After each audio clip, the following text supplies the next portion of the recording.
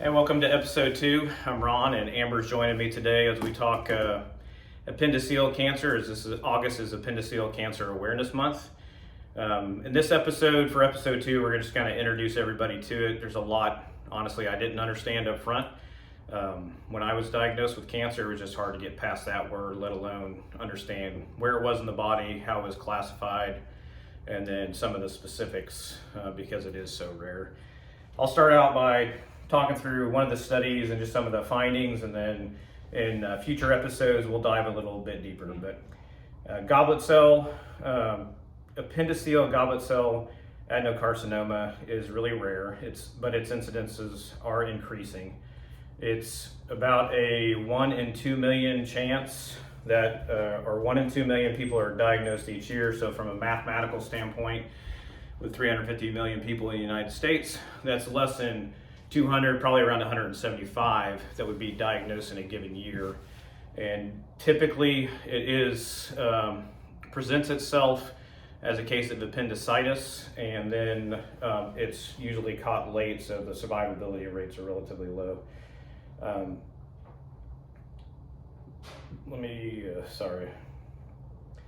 majority of the studies, and as we go into some of these future talks, there's a challenge, and we've talked with both the surgical teams here at Triple Army Medical Center, MD Anderson, and then our oncologist has reached back to Walter Reed and the National Institute of Health and other organizations.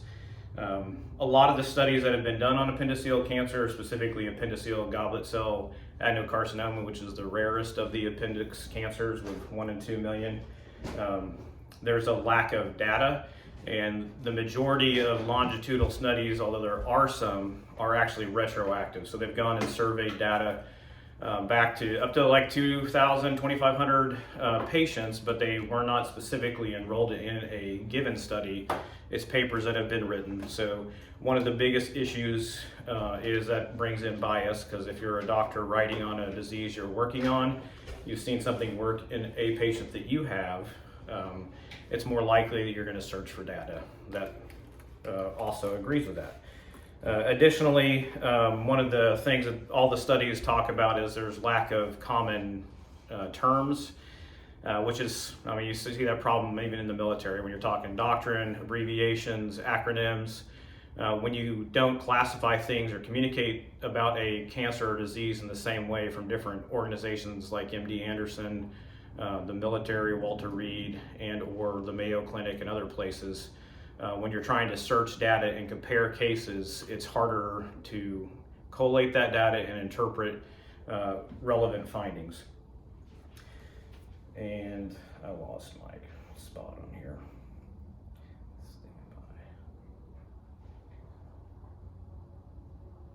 Okay, to better describe goblet cell adenocarcinoma of the appendix, it's a rare mucus secreting tumor that can exhibit both mucinous and neuroendocrine differentiation.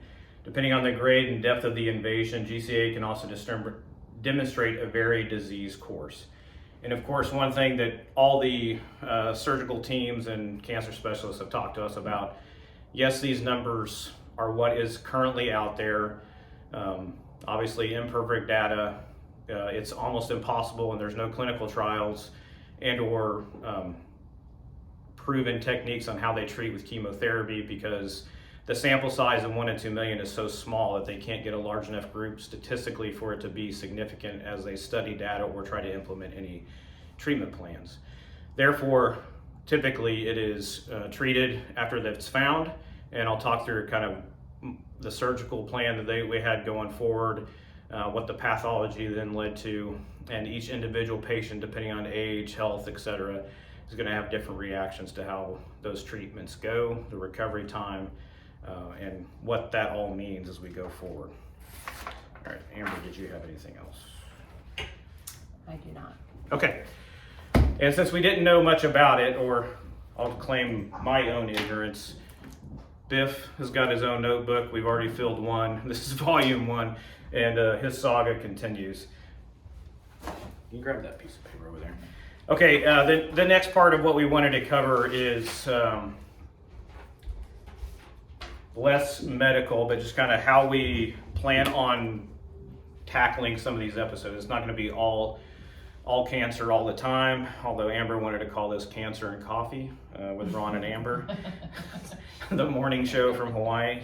But we want to capture it from a holistic health perspective, both individually for me, but also as a family, because I mean, if you have a loved one that's battling cancer or similar to military experiences, your loved one's deployed in combat or other things, the family feels it, and sometimes the family feels it more. But from a holistic health perspective, first and foremost for us specifically is spiritual health, obviously the physical health aspects of it, and it's not just what the cancer is doing, what the treatment is, but there's a lot that goes into, at least for me, both physically and psychologically, exercise and fitness, diet and nutrition, all things that we are doing research on and working with our medical team around the world really on best ways to fight in all aspects of physical health. And then finally, which is a critical component that ties into spiritual and physical, is emotional and behavioral health. And the aspect of the team, but especially from a psychology standpoint, of teammates that are helping me work through, talk through not only the initial grieving process and the shock of what this has done for our lives and what we thought the plan was, but it's helping me along with spiritually to align our lives with God's will and do it in a way that's combating all the negative aspects of the unknown, fear, and what, from a spiritual warfare standpoint, what that can do to you mentally, and it impacts you physically as well. And then finally, just a shout out to everybody that's already seeing these or seeing them on Facebook. We appreciate any feedback of how we can do things better. If there's specific questions you have that we can address in a future episode, not that we have all the answers, but we will definitely do research, or at least tell you from our perspective. And this is really a way to document for anybody else battling such a rare disease, but this is just how you live life, how do you handle challenges, how we're doing it as a family, and document it as a legacy for our girls and our future grandchildren. Hopefully we have some. And hopefully I'm around to see them. So the more people that share this and view it not only on Facebook, but if you actually subscribe to the YouTube channel, the ultimate goal, and yes, it's a little bit selfish, but if you've seen the Facebook post, I asked Amber to marry me again on the 31st of July on our 20th anniversary, and that is in January. If we can get 50 subscribers on YouTube, we can actually broadcast that live on YouTube, which is a better format for us to record and have that as a documented kind of library movie tool as opposed to a Facebook live broadcast. But we will broadcast that out for anybody that wants to watch it that can't obviously come all the way out here to Hawaii.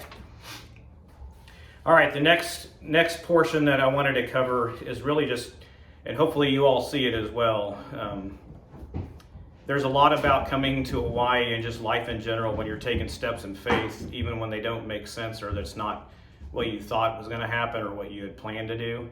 And that's really, it wasn't just the last couple of months of finding out about having cancer, but God aligned a lot of things over the last few years, looking back on it now, that it was for a purpose, even though it felt like it wasn't what was right or what I wanted. That if those things hadn't happened, we would not have caught this cancer as early as it has been, and I would probably be found out after a deployment when I started having symptoms, which I haven't had yet, but we know that I have cancer, and I probably would have been stage 4 and terminal at the time. So we are grateful for God's grace in that perspective and what it has meant. A couple of kind of hindsight looking back on how we ended up getting assigned Hawaii, coming out of JAWS, NDU, the planner school, have to do a joint assignment. I always assumed and thought that I would go where my experience is, and that's the CENTCOM AOR, where I've deployed several times and led at every level up through the lieutenant colonel level in Iraq, Afghanistan, OIR, and other aspects of it. When we got assigned to Hawaii, we're like, wow, we're actually going to go somewhere beautiful. We don't know anything about the Pacific, but had the opportunity to learn. And that's really getting us here unexpectedly was a key part of God's plan. While we were here, I had deferred from the last command list to get joint qualified, came out on the 06 command list again, and was selected for task force sign